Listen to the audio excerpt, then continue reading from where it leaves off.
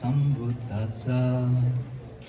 यहाँ उपस्थित अन्ते गुरुमा निर्णायक मण्डल अतिथि तथा सम्पूर्ण सद्धर्म प्रेमी मित्रहरूमा दीपावती बौद्ध पुस्तकालयको तर्फबाट म अनिसको मैत्रीपूर्ण अभिवादन छ। आज म दशपारमिता धर्मको बारे आफ्नो प्रस्तुति राख्न गइरहेको छु। पारमिता धर्म भनेको के हो र हामीले यसको अभ्यास किन गर्नुपर्छ भन्ने विषयमा म आफ्नो छोटो प्रस्तुति राख्न गइरहेको छु।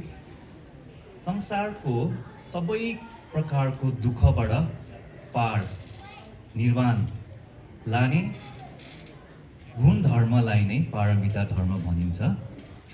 चर्या पितकको अर्थकथा अनुसार मिथ्या दृष्टि, मान, तृष्णा आदि नमिसिएको करुणा र उपाय कौशल्यले युक्त दान, शील आदि गुण धर्मलाई नै पारमिता धर्म भनिन्छ। पारमिता धर्मको अभ्यास गरे अनुसार बिस्तारै सत्काय दृष्टि, विचिकित्सा जस्ता 10 संयोजनहरू क्रमशः कम हुँदै जाने र मार्ग फल प्राप्त भएर बोधि प्राप्त हुने गर्दछ। पारमिता, उपपारमिता र परमत्थ पारमिता गरेर पारमिताको 3 स्तरहरू छन्। श्रावक बोधिको अर्हत प्राप्त गर्नको लागि 10 पारमिता पुरा गर्नुपर्छ। प्रत्येक बोधि लाभ गर्नलाई 10 पारमिता र 10 उपपारमिता गरेर 20 पारमिता पुरा गर्नुपर्छ भने सम्यक सम्बोधि लाभ गर्नलाई सबै 30 पारमिता पुरा गर्नुपर्छ।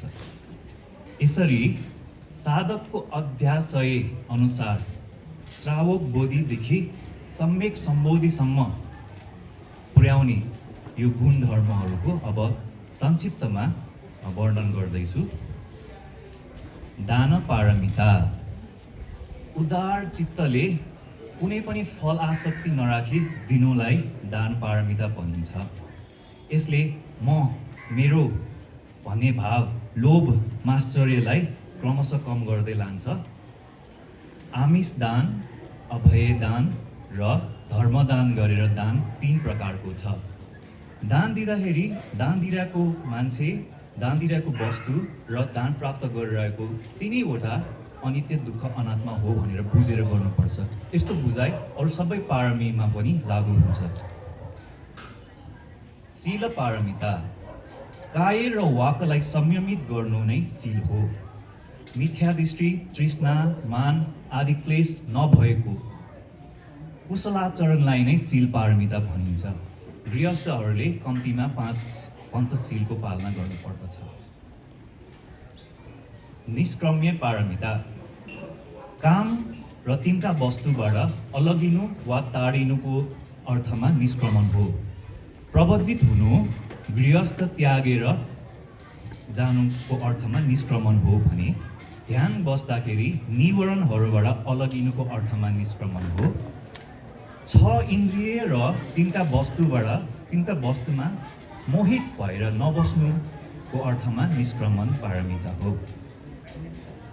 प्रज्ञा पारमिता, भित्री र बाहिरी रूपमा पूर्ण रूपले बुझ्नुलाई प्रज्ञा भनिन्छ। पुण्य, पाप, हेतु प्रत्यय आदिलाई अनुभवको स्तरमा जान्नुलाई प्रज्ञा हो। स्कन्द, धातु, आयतन, गम्भीर आदि धर्महरूलाई प्रतीत्य समुत्पादद्वारा आफ्नै अनुभवले ती धर्मको परमार्थ स्वरूप जान्नु नै प्रज्ञा हो। श्रुतमयी, चिन्तनमयी र भावनामयी गरेर प्रज्ञा 3 प्रकारको छ। सबै प्रकारको दुःखबाट र अज्ञानको अन्धकारबाट उज्यालोतर्फ लाने गुण भएको प्रज्ञालाई भगवान बुद्धले संयुक्त निकायको जरा सूक्तमा पञ्ज्ञानरान रत्नम अर्थात् प्रज्ञा नै मानिसको रत्न हो भनेर प्रशंसा गर्नुभएको छ। वीर्य पारमिता, निर्वाणमा अग्रसर गर्ने 4 सम्यक प्रकारको अभ्यासलाई उद्योगी हुनु, उत्साहित हुनु नै वीर्य हो।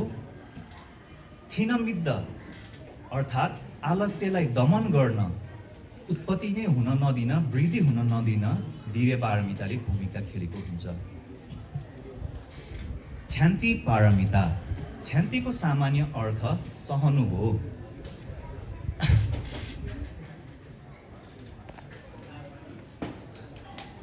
वैरीमाथि द्वेष नगर्नु, सहनशील हुनु, क्षमाशील हुनु र सूक्ष्म प्राणीमा पनि करुणा राख्नु क्षान्ति पारमिता हो।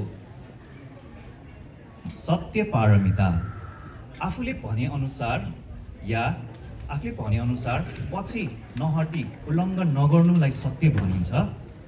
त्रिरत्नको गुण सम्झी यदि ती गुणहरू साँच्चै हो भने त्यसको अनुभवले सबै प्राणीहरू निदुखी हुन्, निरोगी हुन्, मङ्गल होस् भनेर भनिने सत्य वचन एकदम बलवान हुने गर्दछ, जसलाई बौद्ध समाजमा परित्राणको रूपमा अभ्यास गर्ने गरिन्छ।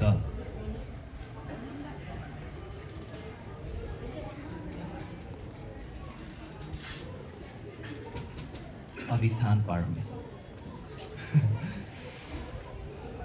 आफ्नो चित्तले के गर्छु भनेर निश्चय गरिसकेपछि पछि नहटी पुरा गर्नु नै अधिष्ठान हो। सुमेध ऋषि दीपङ्कर तथागतको पालीमा अरहत हुन सक्नुहुन्थ्यो, तर उहाँले अगाडि भएको विमुक्तिलाई त्यागेर महाकरुणा जगाएर जगत हित कल्याणको लागि बुद्धो भवयन् जगतो हिताय भन्ने आशय अधिष्ठान नलिनु भएको भए उहाँ सायद शाक्यमुनि भगवान बुद्ध हुनुहुँदैन थियो। मैत्री पारमी, मैत्रीको अर्थ मित्रभाव वा स्नेह राख्नु हो। शत्रु, मित्र, मध्यस्थ सबै सुख र सुख हेतुले युक्त होस् भन्ने मनोभावनाको पूर्णतालाई नै मैत्री पारमिता भनिन्छ। उपेक्षा पारमिता, स्नेही प्रति पक्षपाती नगर्नु, द्वेषी प्रति शत्रुभाव नराख्नुलाई उपेक्षा भनिन्छ। सुख दुःख जस्तो सुकै अवस्थामा पनि परमार्थ ज्ञान बोध गरेर मध्यस्थ रहनु, समतामा स्थित रहनु नै उपेक्षा पारमिता हो। अन्तमा श्रावक बोधिदेखि सम्यक सम्बोधिसम्म पुग्नको लागि अनिवार्य अभ्यास गर्नुपर्ने यस 10 पारमिता धर्मको अभ्यासद्वारा छिट्टै नै सम्पूर्ण सत्व प्राणीहरू संसारको दुःखबाट पार निर्वाण जान सकोस् भन्ने आशिका राख्दै मेरो यो प्रस्तुति यहीँ टुङ्ग्याउन चाहन्छु। भवतु सर्वमङ्गलम्।